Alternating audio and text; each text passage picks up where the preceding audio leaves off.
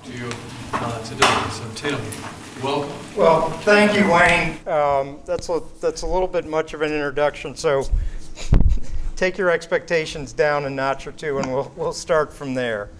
But what I wanted to do today, I wanted to make this really informal and interactive.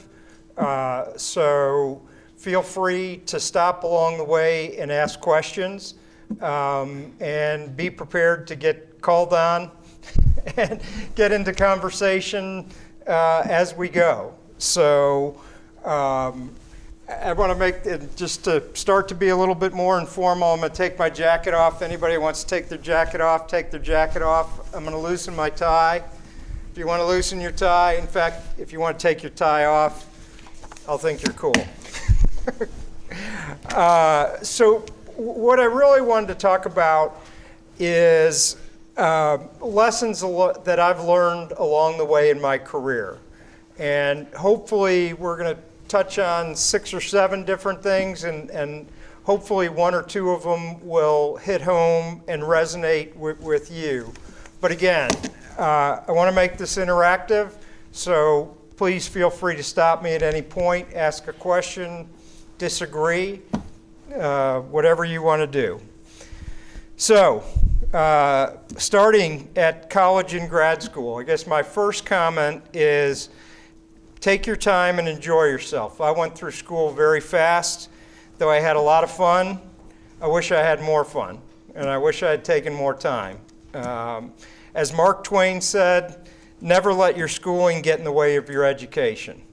So there's your first point. Somebody can take that home. Your friendships and experiences here will be the basis for lifelong relationships, and take advantage of that. Establish relationships with your peers, and they'll be key, as I said, to your professional life, and you're going to hear that probably more than you want to as we talk this afternoon. Advice on your career. My main piece of advice is find something that you're passionate about. Hopefully you're in the MRE program because you're passionate about real estate. Within that, again, find something that you really like doing. If work's work and a job, it's going to be hard to be successful. I always tell people how lucky I consider myself because I found a career in something I really enjoy doing. And the result has been a passion for my job. Recruiting smart people is a key, but it's also important to find people that are passionate about what they do. The best employees are going to be both passionate and smart. And as somebody that's hired a lot of people through the years, I'd tell you, I would take a guy that's above average and loves what he's doing over the smartest guy in the class that has no passion for his job. And the first guy is going to run rings around the second guy 999 times out of 1,000. About 20 years ago, when the Real Estate Center Board was less than 20 people, we used to meet over at, do they still even have Albert's at the University Hilton? We used to meet in the bar over there. One year, Warren Buffett came to speak to a bunch of grad students, and because we were a small group, they allowed us to sit in and listen. And the thing I remember most about Buffett's speech was him telling us how much he enjoyed his life. And you think, you have $50 billion, you're pretty easy. But what he emphasized is it wasn't the material pleasures that his wealth could have bought him, because he clearly doesn't spend his riches, but much more because he found a profession he was passionate about, and it made him immensely successful. Buffett calls himself a capital allocator, and he went on to explain how he had the good fortune at being born at a time when the skills of being a capital allocator were very highly rewarded. and he called this winning the ovarian lottery, and joked about how his capital allocation skills wouldn't have gone very far if he were born on a farm in the 1600s, or worse yet, in prehistoric times out there living in a cave wrestling with dinosaurs.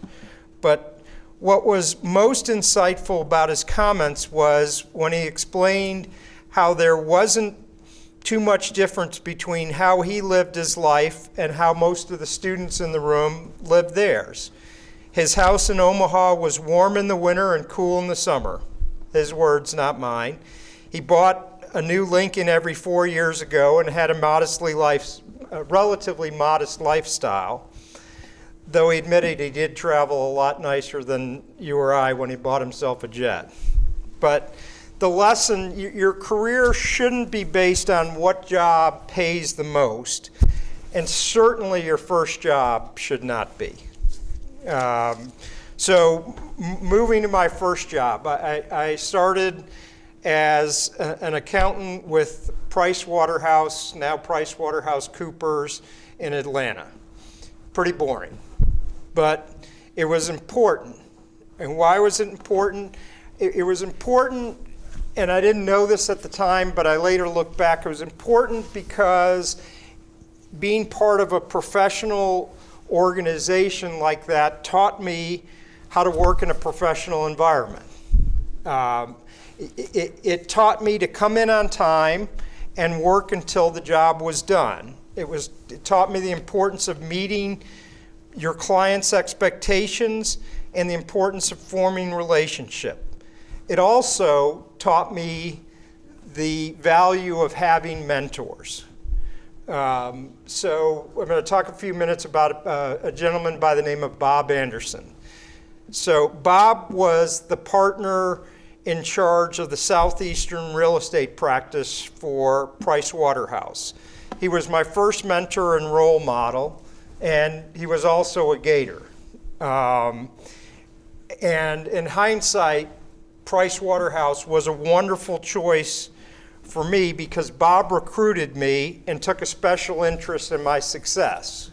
And it was truthfully a minor part of my decision, but in retrospect, a huge part of my success, because I had this guy at the top of the food chain that's taking interest in this 23-year-old pipsqueak that was coming in there like he knew what he was doing when he really didn't.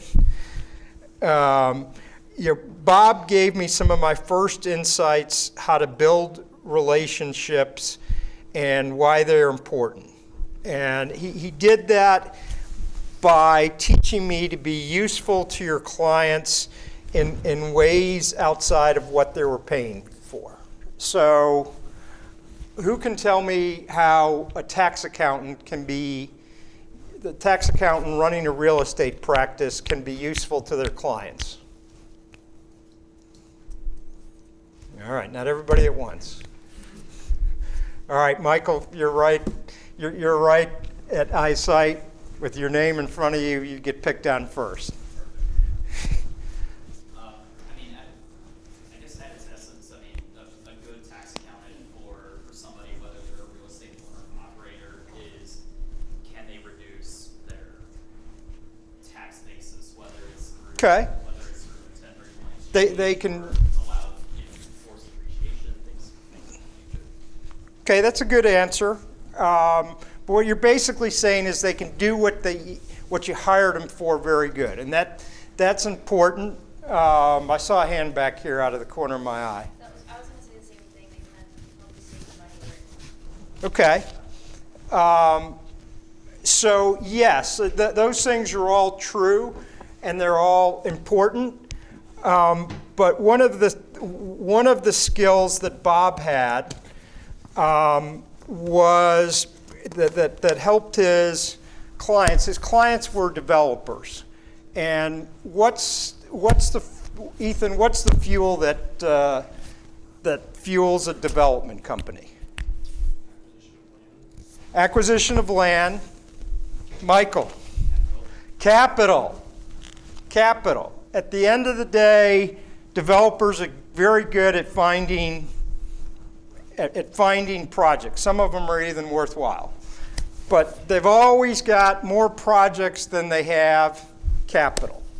So if I'm your tax accountant and I come to you and say, I've got another client over here who has $500 million to invest in, he's a German national, high net worth family, and he wants to invest it in U.S. real estate, and I'm going to introduce him to Michael, who has 5 developments that he wants to get started.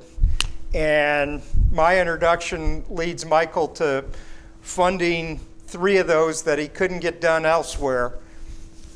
How important of a tax accountant do you think I am to Michael? And that's what Bob did. Bob was a damn good tax accountant, and he charged dearly for his services, but that took about a quarter of his time. Most of his time, he was literally traveling the globe, finding equity investors that were interested in U.S. real estate and introducing them to his clients. And he enjoyed doing it, and he was great at it. And it brought tremendous value to his clients, both the equity people that were trying to find good developers and the developers that were trying to find good equity partners. And he was doing that all as a value add to his clients in addition to that tax accounting service. And that really taught me to think outside the box, think about what your clients' needs are and how you can be helping them outside of your normal, figuring out, you got to be good. You got to know how to do the 1031 and help them execute.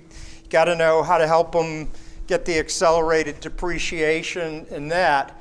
But if you can do that and bring them something that's also very important to them, you're now a key member of the team. Okay, so I was a tax accountant for 2 years, and you can hold that against me the rest of my life. But I knew I needed to do something different. However, to this day, when my wife has insomnia, she asks me to tell her about my time at PW, and boom. Post properties. So after 2 years at Price Waterhouse, my biggest client, my best client, the gold standard up there on the hill was Post Properties. And I had the opportunity to join them as a financial analyst. And Post had a magical reputation in Atlanta as a terrific place to live in their apartments as well as a terrific place to work. So mentor and role model number 2 came into my life, John Williams. John was the CEO and chairman of Post. And there are a couple more things about this move before I go back to John. Move was totally lateral. They literally told me when they made me the offer that they had to stretch to match my salary. And the title was probably a demotion. So why did I go? When you have a high quality product and a stellar reputation, people want to work there. And they want to work there really bad. And I was no different. And part of the attraction was I was a financial analyst, but I was going to be working for the chief financial officer and the president with some exposure to the chairman. So who's the Greek flying too close to the sun? Icarus, thank you. So I was a young Icarus and waxed my feathers on and started flying up there, and I managed to last long enough before all the wax melted. So John Williams. John was a great man and a big influence on my life. What made John different? John was a tremendous motivator of people. There's a saying that he was so loved that I'd take a bullet for him. Well, literally true. I could probably name you 4 people that if somebody were to shoot at John would jump in front of him and take the bullet. That was the kind of loyalty he bred in the workforce there. And he had great insight into what was going on inside the company at every level. He also, getting back to a theme here, had relationships all over the globe. But the thing he did best is he developed a workforce with an esprit de corps. They all thought they were special, and as a result, everyone outside the company did as well. So who wouldn't want to be thought of that way? Manuel, sounds like if we're back here in 25 years and Wayne is introducing you and he reads that. So how did he do it? Let me go to my notes here and see if we can figure this out. Let's look at some of the ways. First way John did it in his management style. Somewhere along the way, he became the 5-minute manager, and I think somebody wrote a book on this, and he obviously read it. Has anybody heard of the 5-minute manager? No? Oh, there we go. So what do you remember about the 5-minute manager? I actually don't remember that. Okay, well, that's all right. You're going to remember more tomorrow. So the 5-minute manager, it's focused on being very concise and direct with your coworkers, your subordinates, your superiors. But mainly provide clear, concise, and direct feedback immediately. And so how did John do that? John would often rip somebody up one side and down the other, but he'd get it over with in 2 minutes. And then he'd spend the next 3 minutes focused on building you back up and making sure you had the confidence, being very direct in the first 2 minutes, making sure you knew you screwed up, why you screwed up, how it cost you, and then knowing that he still had confidence in you, that you were going to learn from this, you were going to go forward, and he still had confidence in you, you're still going to be successful. And I can tell you, I remember John had a unique voice. Tim, how could you be so freaking stupid? This was so dumb. And he'd go on, and he'd be done in a minute, and then it would end the conversation with, Tim, but I love you. And we're going to get through this together. And it was pretty powerful. So one of the ways, again, concise and direct. Didn't pull any punches, told them exactly what they did, why they did it, why it was wrong, and then get it over with. Build them back up. They're still on the team. You still need them to be productive. So what are you going to learn from this? And go back and be successful. Second thing, John managed by walking around. Has anybody heard the phrase, Brian, you heard the phrase, managed by walking around? What do you think it means? Be amongst the people. Be amongst the people. Very good answer. Maria, what do you think Brian means by be amongst the people? Maybe like structured where they don't feel like he's like a superior to them, rather like they become to them. Yeah, this is a great answer. That's exactly right. What John would do is walk around the office, and it's not just walking around the office taking a lap with the king with his stick and see me, kiss my ring. He would walk into offices, sit down, and talk to people and find out what's going on in their little world. What's going on, he would go to the properties and have dinners with the staff. And if you consider working, sitting at your desk, going through papers, answering emails, sending memos, he probably worked 20 or 25 hours a week.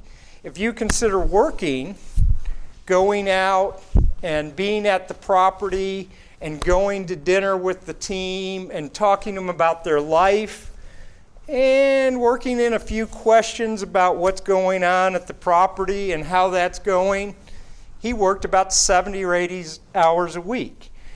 But he was, as Maria told us, he was down with the people. There were no little people in John's eyes. They were all part of the team. And when you work for a multi-billion-dollar company and you're starting there out of college, or maybe you didn't go to college and you're leasing in the one of 50 properties, and the chairman comes in and he says, let's all go get dinner and drinks down at Houston, and you're out there, what do you think that means to you? How do you think that motivates? And when he starts asking you about what's really going on, probably going to be pretty open. So that was, again, part of his magic. He made everyone feel like they were important and he cared about their life. As a result, they gave him all the inside scoop on what was working and what wasn't, as well as building loyalty. And as somebody that worked for John, you damn well better know what's going on with the little people, using the word pejoratively. They better not think that you think they're little people, because you're going to be out to dinner with John and he's going to say, I think we got a problem with asset management in Orlando. And why? Well, do you think there's? Well, John knew because he was talking earlier that week to the asset manager, and that person reported to you. You wanted to know what was going on. You did not want to get the scoop from the chairman of the company. So there was a method to the madness. All right, so manage by walking around. Again, John was a master at building relationships. How did John do it? John did it by doing things for other people without expecting anything in return. He obviously had a lot of relationships outside the company, and if he's at a cocktail party or he's at dinner and he's with somebody else in the business that maybe builds office towers, and they're trying to build their first office tower in Cobb County. And John was Mr. Cobb County. In my first year or two with the Post, they sent me to Leadership Cobb, which is a program to get you immersed. And one of the days was on politics, and they went through who, I remember, I sort of slid down in my seat because the guy going through went through the whole political structure and who the councilmen were and the commissioner at the head. And then they said, and then on top of everybody is John Williams. And John would never have a position in politics in Cobb because he'd never want to give up that much power. So if John was at a party and Noelle was there, and Noelle's talking about how she's going to build her first office tower in Cobb, and she's stuck at commission because they won't approve her site plan, John would say, call Jody. Call my assistant Jody. You and I need to go to lunch next week, and we're going to sit down and talk about this. And he'd talk through, and he'd say, Noel, Cobb County needs your office tower. We need developers like you building this.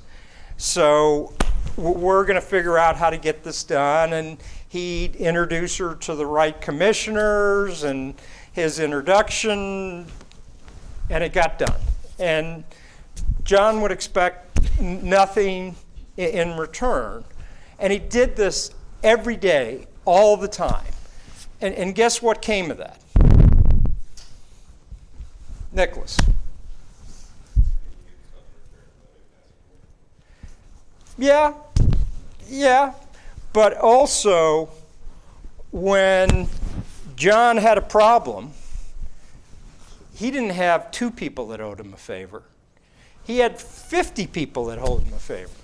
And he may never need it back, but 10 years down the road, when Nicole realized that she maybe didn't want to build this whole office park of 20 buildings, and there was 15 acres over in the back that could be rezoned for multifamily, and John called Noel and said, gosh, we'd really like to buy that, and I know you got 20 people calling you, but how about a little something for the home team? What do you think Nicole did? What'd you do, Nicole?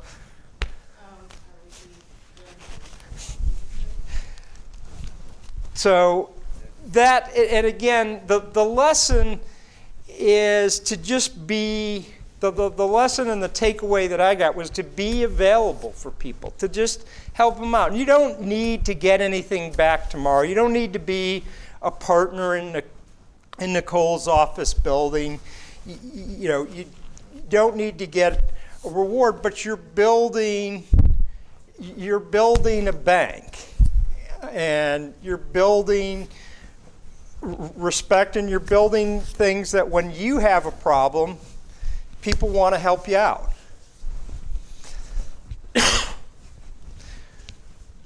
So again, important resource or an important lesson that all of us can begin implementing. I wrote down tomorrow, but we can implement it tonight. Be a resource for your peers and your associates. Dr. Archer told me just not during tests. And again, you don't need to wait until you're asked for help. If you're talking with your peers and they're going through a process you've been through before, offer to walk them through your experiences. Maybe they don't take you up on it, but they know you were willing. If they're trying to get into a new community or in with a new company and you know somebody there, offer to provide an introduction. It costs you very little, and you may never need anything back, and it may be wasted 5 minutes. But that 5 minutes may save you 3 weeks, 5 years down the road when something comes up that you never expected, and suddenly that guy that was a financial analyst is now an executive vice president. So, you're going to have contacts in this room that are available to help you with information and introduce you to people that can help you. I would highly, highly encourage you to be there for each other. This is a big part of what makes the Gator Nation great. And frankly, it's a part of why employers come to UF to hire UF grads, especially if they want to do real estate in Florida. And we're now at the point where companies that had been exclusively Ivy League hiring are expanding into Florida. Florida's a lot more attractive today than it was 20 years ago. And one of the things that they think when they go to Florida is, yeah, these Wharton grads are great and their pedigrees open doors for us, but if I'm going to be in Florida, maybe I need Michael, because Michael knows Maria and Michael knows Noelle, and she's going to be building a big office building in Cobb County that I want to buy. And that's why they're coming to the university and hiring you. So don't let them down. Keep the Gator Nation great.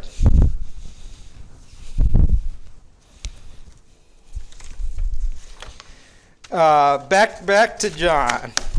There's going to be another theme of just digressing and going off on tangents. John realized that people like to be recognized in front of their peers. He was a master at finding ways to give people recognition in public settings, and employees loved it.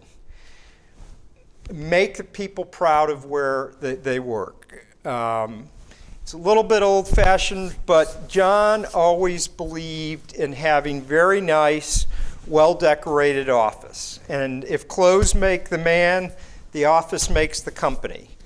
And it may seem very superficial at first, but it built a sense of pride in the company, and it added to that esprit de corps.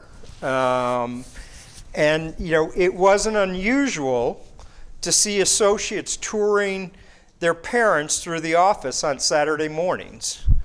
So again, building pride and loyalty.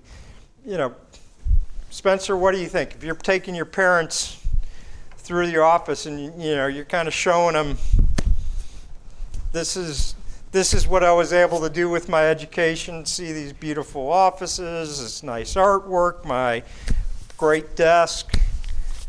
You raised me right, Mom and Dad. You think you're going to have some loyalty to that company? Yeah, absolutely. Plus your every day. Exactly. Celebrate success. Okay. John was a master in finding ways to make a big deal of little things. And this also served to reinforce the idea that the company was the best, the team was the best, and success breeds success. If John's coming out, if I'm sending you a text, and I send Clark a text, I said, you had a great week, you got 10 leases, congratulations, go do it. And Wayne's my competitor, and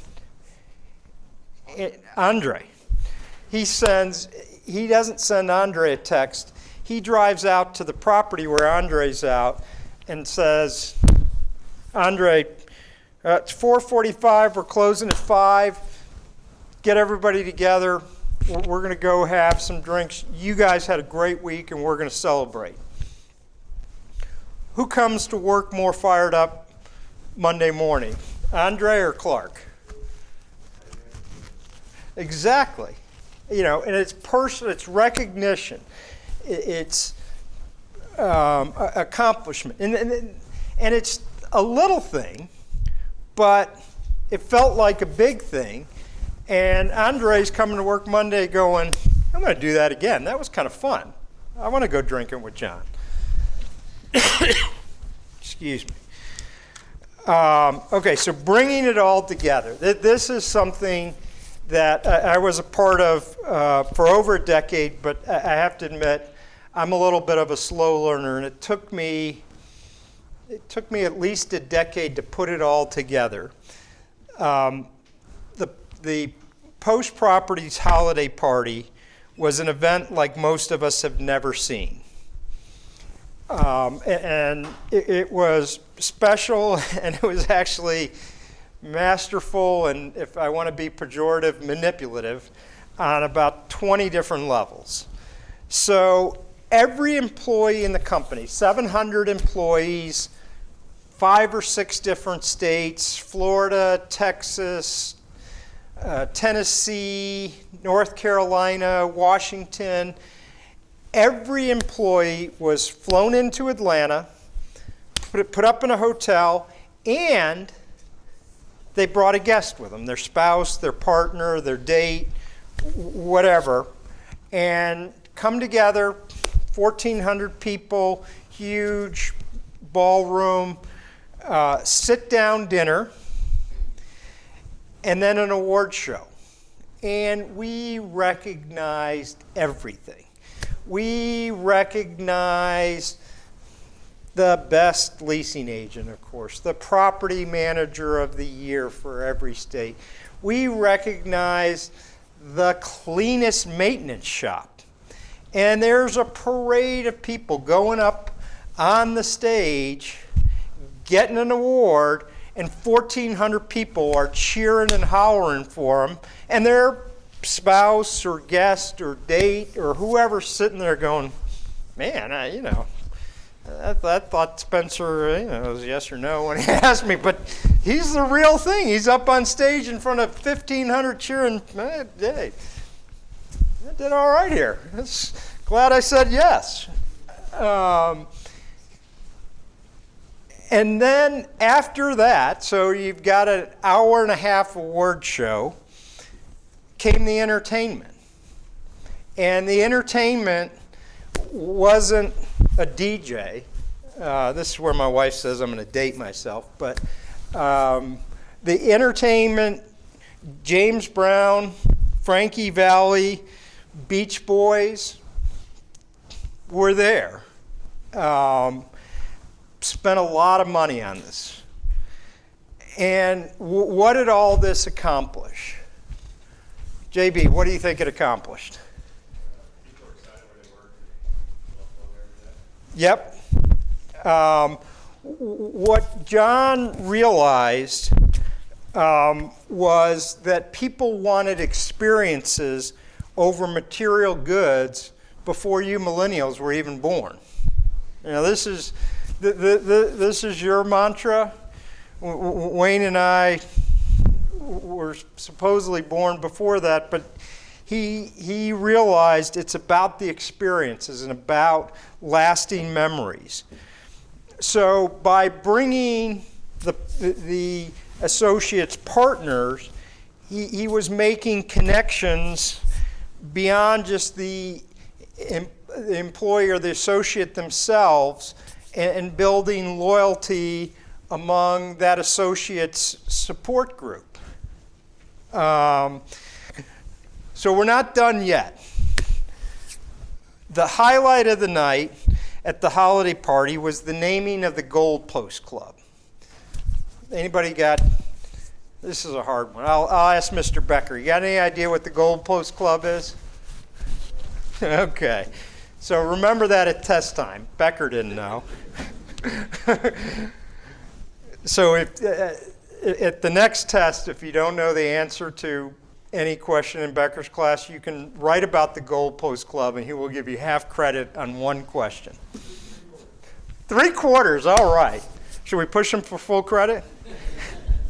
So this is a part you got to pay attention. It will come in handy. So the Gold Post Club was the 10 top achievers in the company that embodied the ethos of the company and represented everything about Post. But they could come from anywhere in the company.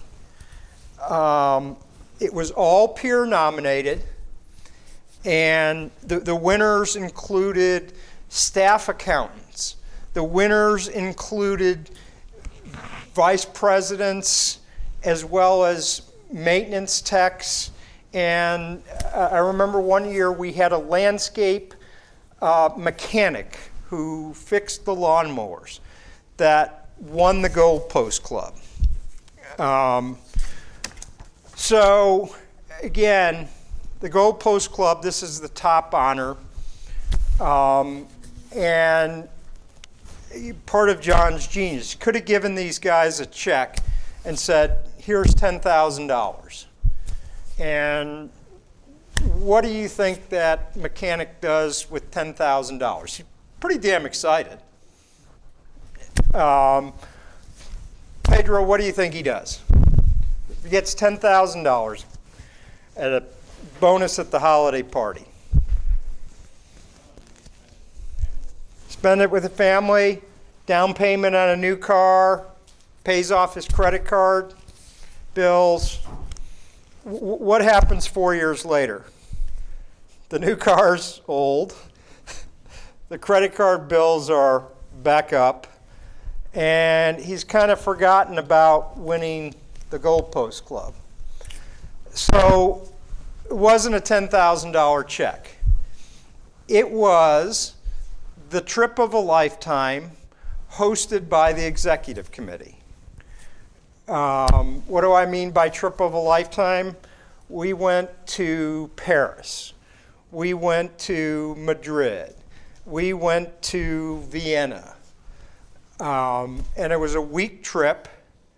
And it wasn't just the winners. It was the winners and their guests, their spouse, their partner. If you were lucky, their date. Hang around Spencer. And the executive committee and their spouses. So, again, I write a $10,000 check, and you pay off. You're. Don't get me wrong. We're all pretty damn happy. But we pay off our credit cards. We buy the new car. We do this, and 4 or 5 years later, it's back up on the credit card. Need a new car. But if I take my wife, and I'm a landscape mechanic, and I take my wife and we go to Paris, and I eat dinner on the Champs-Élysées, sitting with John Williams and his wife, what do you think happens in 4 years? You still talk about it. What do you think your husband does in 10 years to his neighbor, to your neighbors? He still talks about it. And in 20 years, they're still talking about it. So instead of, he created, and this was back in the 80s and 90s, he created experiences and memories for people before that was cool.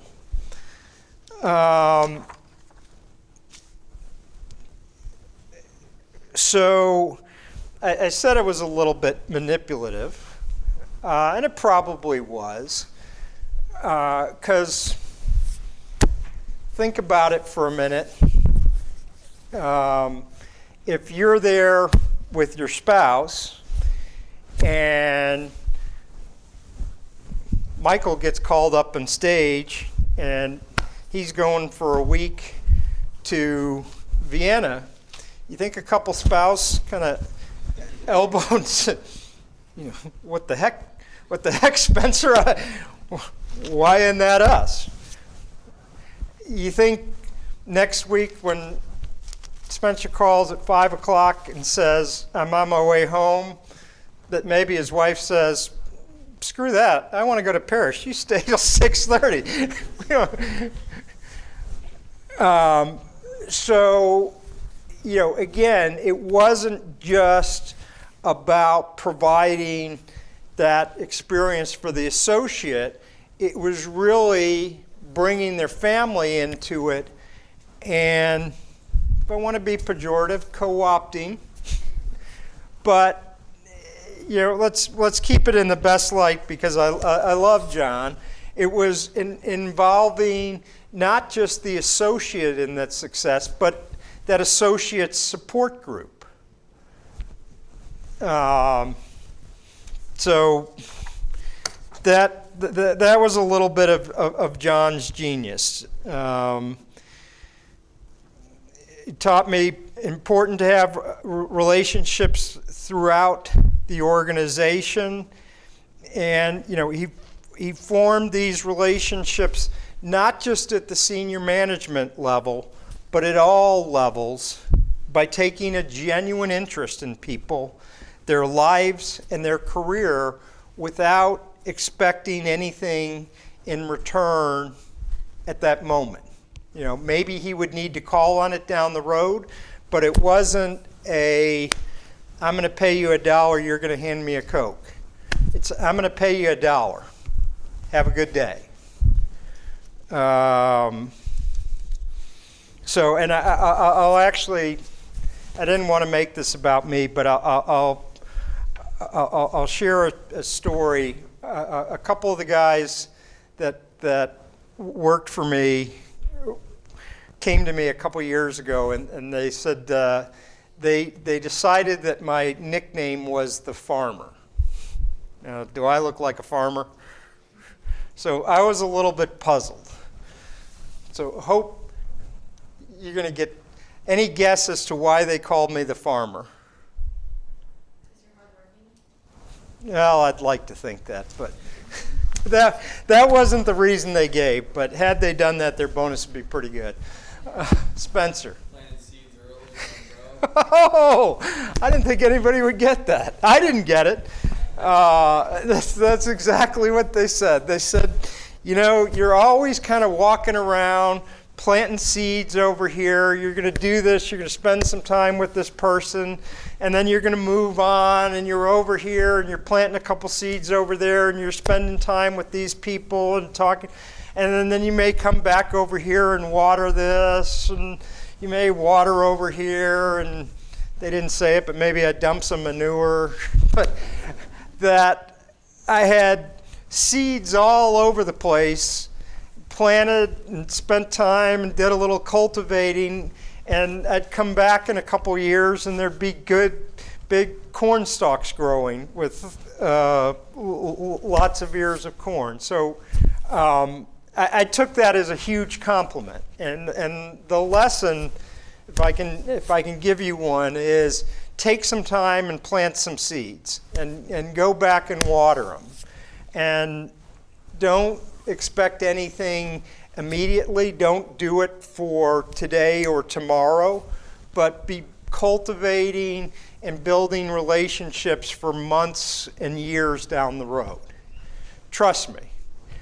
It'll seem like an extra 5 minutes or 10 minutes and a chore at the time, but you know, when you're 5 years later and you find out that JB can get you in and get you the inside track to acquire that property that your boss says he has to have, you're going to think, best 5 minutes of my life. And a lot of them are going to be wasted. And wasted's and over. A lot of them aren't going to pay back, but the ones that do pay back in spades. All right, so the next random thought and subject, I'm going to switch to Altman. So skipping ahead, 2003, I joined Altman, and I'm working there ever since. Has anybody ever heard of Altman or know anything about our communities? Way to go, Michael. Make me proud.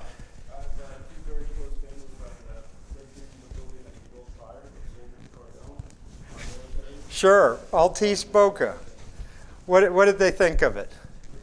Amazing, clean, great management, they do a great job. Keep going. It's also conveniently placed next to my favorite retail center. Let's go back to Altice.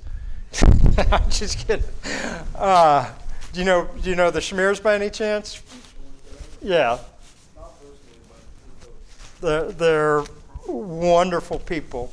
So at Altman, as Michael started to describe, we build high-quality apartment communities. So I want to spend a minute on what Joel taught me, which was just the value of having a relentless pursuit of quality. And it was a characteristic that John had, but Joel exemplifies it in a little different way, so I thought I'd use him. So Altman builds rental communities. Who else builds rental communities? We know. Graystar, yep, they build a lot. Trammell Crow,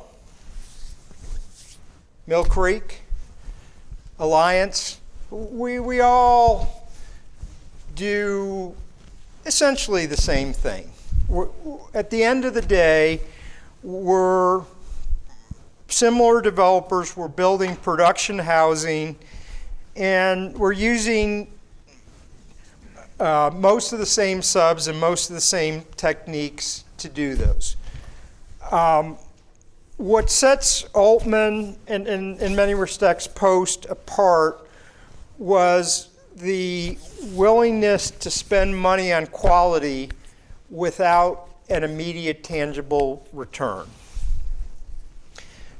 Joel is obsessed, and this is a 70 or 8-year-old man that still comes to work every day, not to read through the numbers or to sign the equity documents, or he does it with a passion to improve people's lives. And he views his role in life as you've entrusted him with one of your most important decisions and where you're going to live. And you're going to go out there every day and be battling with the lions. And when you come home, he feels his responsibility to give you this peaceful environment that makes all the difficulties of your day melt away. And if he doesn't do that, he feels like he's failed. So how does he do it? Constantly improving, refusing to accept the status quo as good enough. What does that mean? So, like I said earlier, while Joel is the CEO of a development company building around $1 billion worth of apartments at any one time, he personally reviews every floor plan before it's constructed. And why does he do that? Enjoys it. Ethan, why do you think he does it?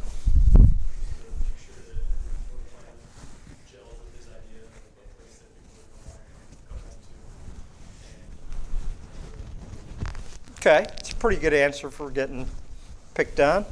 Understand his product. Certainly so he can understand his product, but it's also a little bit of the reverse so that he can make sure that every floor plan is livable. What do you think I mean by livable? Something that people would want to live in. And something that works. Architects are very good. We have any architects in the room? Good, we can shit all over them. Okay, architects aren't very good. Architects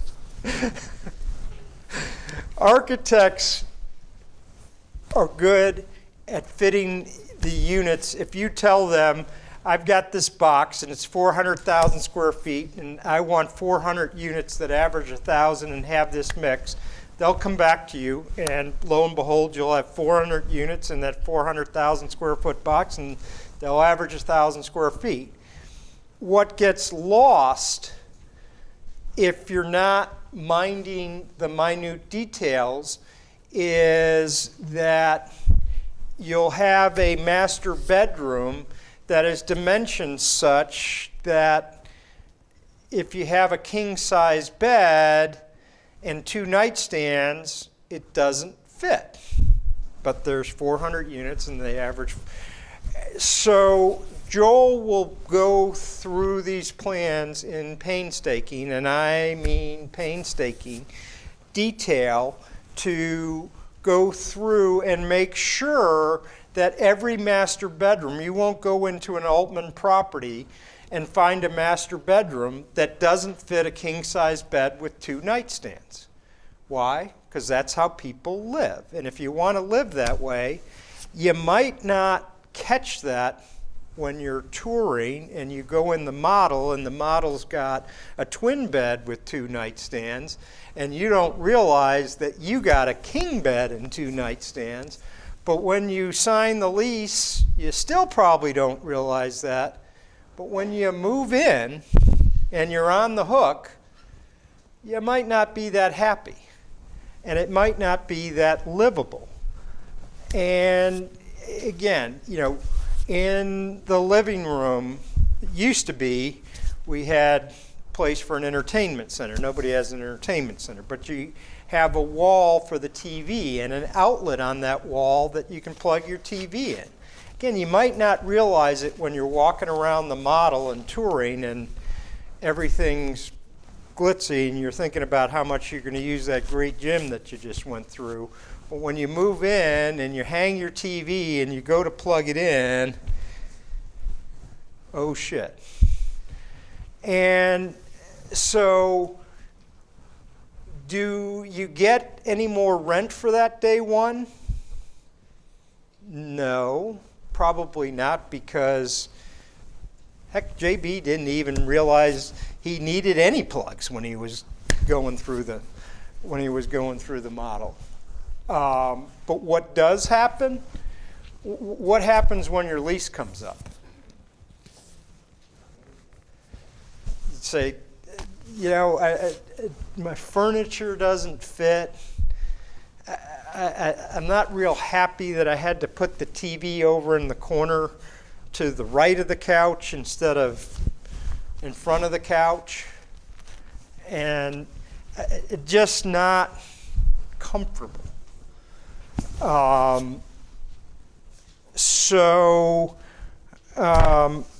right, we got another prize. You guys are all in college, so let's see. Who can name the number one noise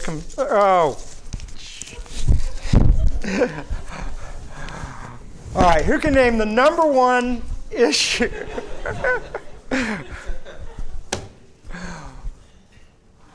Who knew before I screwed up the number one issue in multifamily living? Dogs barking. I gave it away and he didn't get it. All right, 2 more guesses.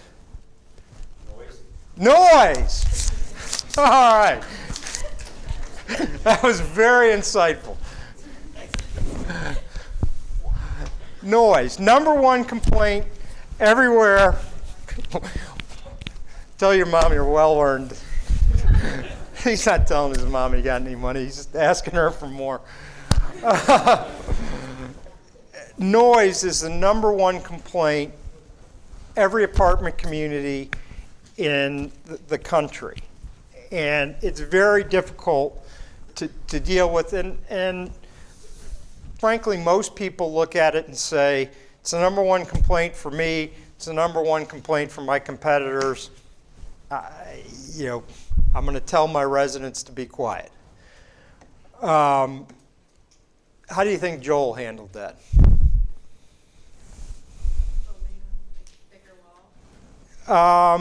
Yeah, that's kind of.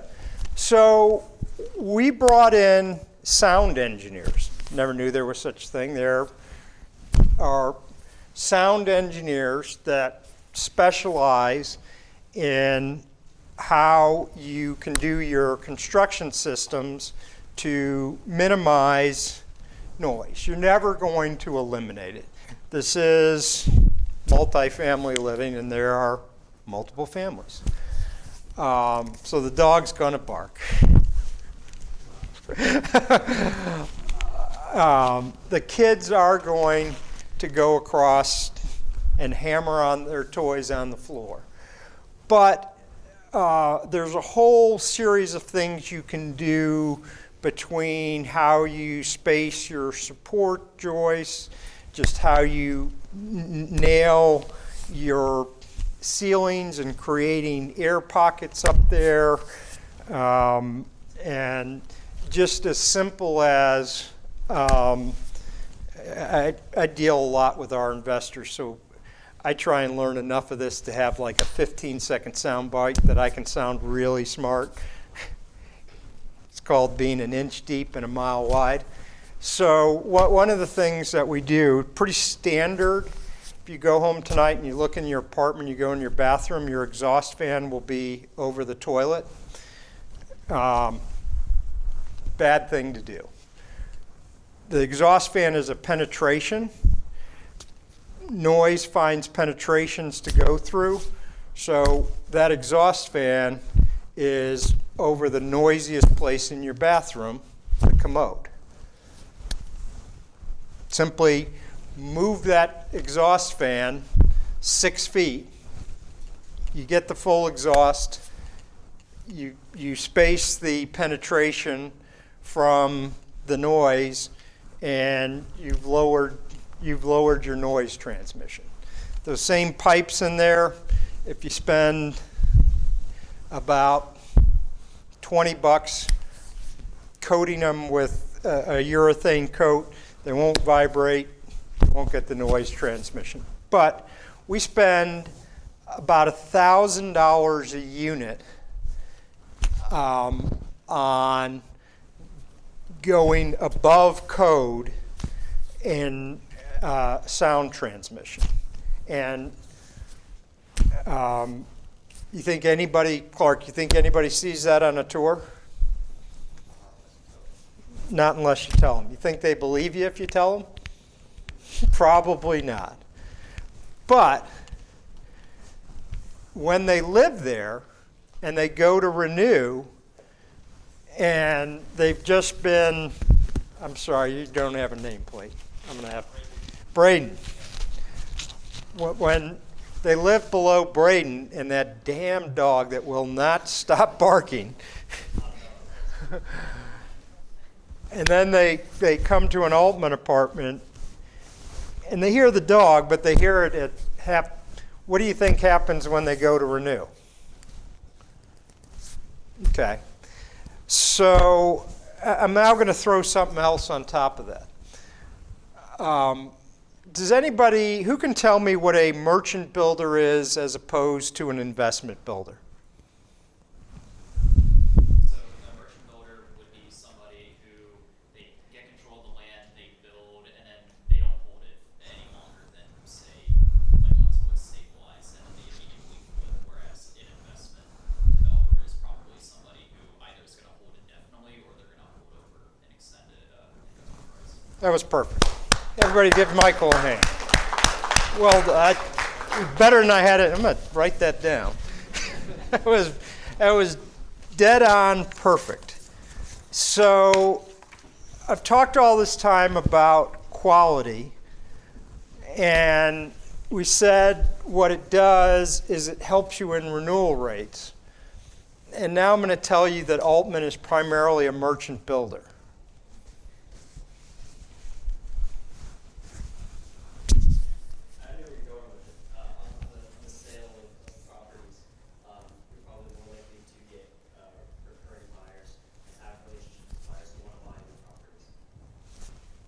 Why am I? Come on up. Give him a hand. That was it. That's exactly right. And again, so when that buyer comes through the first time and buys the first property, and talk to them what's behind the walls, and we did this, and I moved, they got me out there, so I talked to them and show them that vent. Move 6 feet. They think, I deal with developers all day. All of you guys are full of shit. But it looks nice. I got this NOI. I'm going to buy it. But he also owns it for 10 years. And he owns a lot of other properties over 10 years. And he notices that, hey, those other developers are full of shit. But that Tim Peterson? that's a good, my renewal rates are better here. My complaints are lower here. And people kind of like it. So I want to buy another Altman property. So I look pretty good. I get my bonus not only on the acquisition, but I get my bonus on the third year NOI. And these other things I bought, I'm missing it, but that Altman, they all renewed. That was kind of fun. I want another one. So over time, you get a reputation for quality. And people will say that Joel builds beautiful communities. Altice Boca is a beautiful community. It's in a great location. And Mill Creek builds beautiful communities in great locations and others. But I know that Joel is relentless, not only about the beautiful community, but what's behind the wall. And that lowers risk. Because when the market gets tough and it's not 97% occupancy everywhere, it's 90%, and people have a choice, I can get full. I may not get the rent I want, but I get full, and I'm going to outperform all those other guys. And I kind of like outperforming them. So I'm going to pay a little bit more for Joel's community. And that doesn't happen, certainly doesn't happen the first time, because nobody believes Tim Peterson. Rightfully so. But they believe their experiences, and they tell other people about it, and you get a reputation, and you get a bit of a halo, and you get a bit of a premium.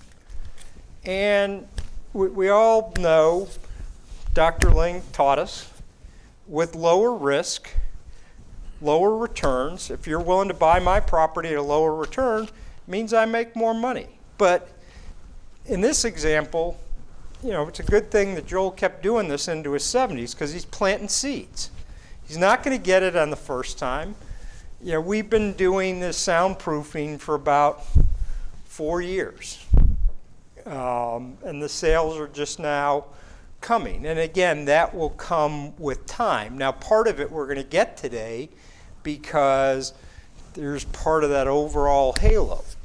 But it's about, you know, making little investments in your product, in the case of Joel and his quality, in your relationships, and you're not going to see the return tomorrow. But if you spend 5 or 10 minutes every day doing this, and you come back and you water those seeds, you guys can all be farmers. And with that, that's the end of my prepared remarks.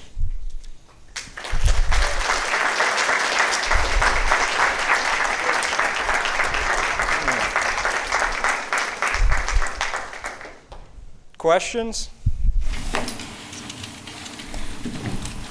When you were talking about John Williams and kind of the, you know, you kind of said how he kind of would create a community where, like, you know, someone's significant other would say, hey, work harder. And that community in a company. What, you know, we're all going through the interview process. What should we be looking for? Like, what are the indicators, do you think, kind of lead us in the right direction? Well, you know, you probably have a couple things. You know, today, with the Internet of Things, you're going to be able to look on Glassdoor and find some things that may give you some insight. But it's really, you know, you're going to go on that interview, and when you're in the office, you're going to walk around. We'll walk around with your eyes open. Are there plaques on the wall celebrating success of employees? If you walk by the break room, are people in there? I mean, it's going to be all this is a little bit difficult in the middle of a pandemic, so hopefully we're ending here and there's some sense of normalcy as you begin to take office visits and that. But just get, are people congregating together? Is there an exchange of ideas? Is there a celebration of the company and the associates on the walls as you walk in and that? Or is it just kind of a sterile business environment where everybody's kind of at their desk with their head down? And ask questions. You know, I would ask, what's your culture? You know, what's important? How? And then everybody's got an answer for that. Where it gets a little bit more difficult is, how do you reinforce that? What is the, you know, you just told me this was important in your culture. How do you reinforce that and bring it to life? That's a little bit harder to fake. What do you think the next trade for value for livability will be, or maybe just some insight on how big you think it'll be? The next deal and trade for value for livability. I'm not sure I follow the question. So the sound was. So what's the next? So the next, what I didn't talk about is I think the next level and the next nirvana that we're trying to work on, it's very hard, is in multifamily, is creating a sense of community and working with your on-site staff so that, Clark, if you move in and I find out you're a developer, and I know Noel's a developer, I'm going to introduce you so that you have connections and bonds within the community, and then take it to the next level. Because we all want to feel good about ourselves, right? And I'm going to drive around my area around the community, and say I find a community center that's kind of fallen into disrepair. And so I'm going to organize for the community that we're going to go out next Saturday. Whoever wants to come, you know, we're going to get 2 buses. We're going to go there Saturday at 10 o'clock, and we're going to clean the yard at the community and paint the walls and help this community center out and spend a day together doing something with just our residents, and then we'll go to the local watering hole, and first 2 drinks are on me. And just figuring out, how can I get my residents connected, you know, whether it's in the fantasy football league together, whether they're playing golf in a golf league, or whatever it is, where they have personal connections in the community, so that when they come up for renewal, it's not about leaving just those 4 walls and a place to keep your stuff. It's about the connections and the bonds and the time you spent with Noel, both down using the WeWork Center, bouncing ideas, and she was able to show you that you had a big error in your pro forma before you presented it to your partners, and you don't want to lose that. So you're going to stay in the community. It's just forming more attachment and more connections. And it's easy to talk about, really hard to do, but that's what I think the next